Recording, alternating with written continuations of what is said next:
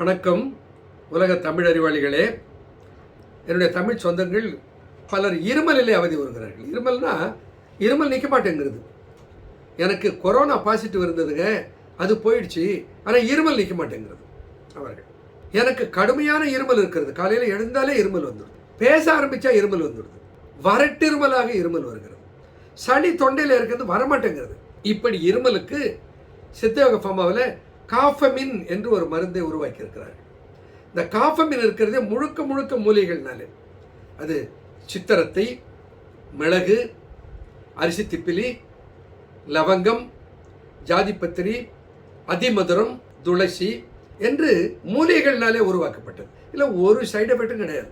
இது கூட புதினாவினுடைய உப்பு சேர்ந்து இருப்பதனால இதை எடுத்துக்கொள்கிற போது என்ன ஆகும், உங்களுக்கு அந்த தொண்டையில் இருக்கிற ஒரு கரகரப்பு போயிடும், தொண்டையில் இருக்கிற அசௌகரியம் நீங்கி போயிடும்.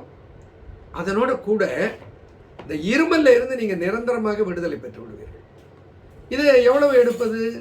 குழந்தைங்களுக்கு இருமல் இருக்கிறது, குக்கி குக்கி இருமுது, இந்த மூடியில் ஒரு மூடி, 5 வயசு வரைக்கும் ஒரு மூடி போதும், 3 வேளை கொடுங்க.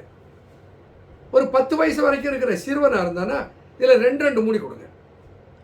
10 வயசுக்கு மேலே என்ன வயசு இருந்தாலும் சரி, இதில் 3 மூடி கொடுங்க. எப்போ கொடுக்கணும்? சாப்பாட்டுக்கு முன்னாடி, சாப்பிட்றதுக்கு ஒரு 10 நிமிஷம் முன்னாடி இதில் 3 மூடி காஃபமினை குடிக்க கொடுங்க. இந்த இருமல் ஓடி போயிடும். எவ்வளவு கடுமையான இருமலும் குணமாக்கக்கூடிய ஆற்றல் இந்த காஃபமினுக்கு இருக்கிறது. இதை பயன்படுத்தி இருமலிலே இருந்து சுகம் அடைவோம். நன்றி, வணக்கம்.